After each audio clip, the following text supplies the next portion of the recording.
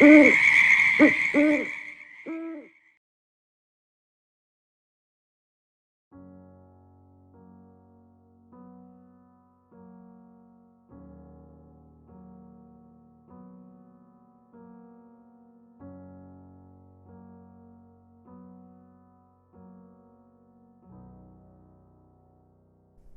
me are the sounds of panic and horror.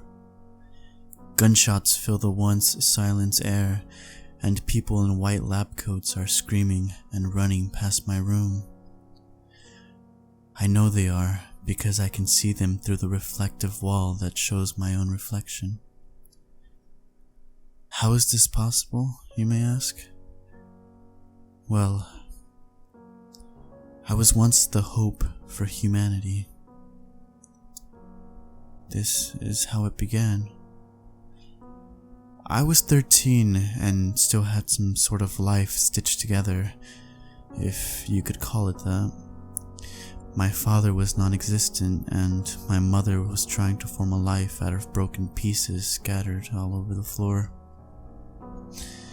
I had no social life.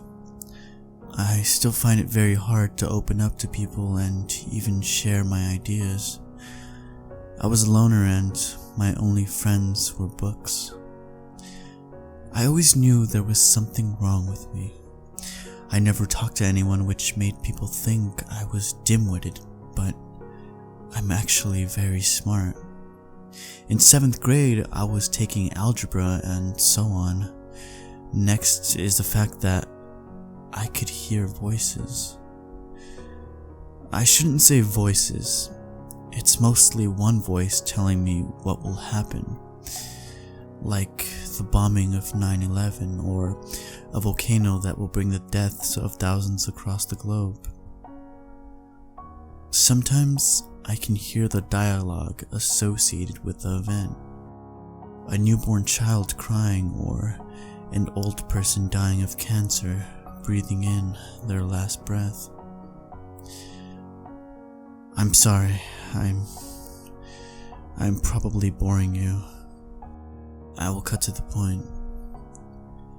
Last week, World War III began, and an infectious disease spread like wildfire across the country. It made people go crazy, not like zombies, but worse.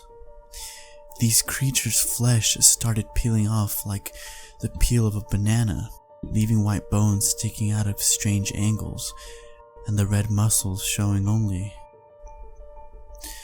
The eyes of these once normal people would turn red, filling with blood and hiding the irises and pupils.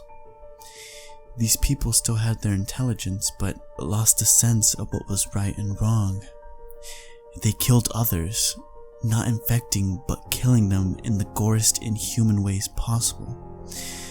The only way to become them was to have their poisonous blood seep into your body, making parts of your mind diminish until the part that made you, was gone.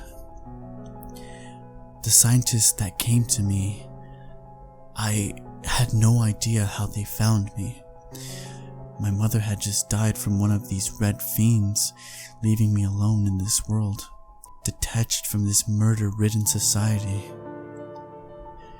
I will not say how she died, because it will surely give you nightmares for the rest of your life. I agreed to help try to save humanity, to gain vengeance for my sweet mother's death. I was able to see where the creatures would strike, to save lives before they were lost. I would prevent casualties before they happened, and the scientists provided me with a home and a sense of good. I was finally helping others. It was no use. The head scientist got infected and, out of fear of dying, did not report this. He infected others in the complex, and this is where I am today, locked in my room and hearing screams and grunts from the other rooms. I am probably the only survivor left.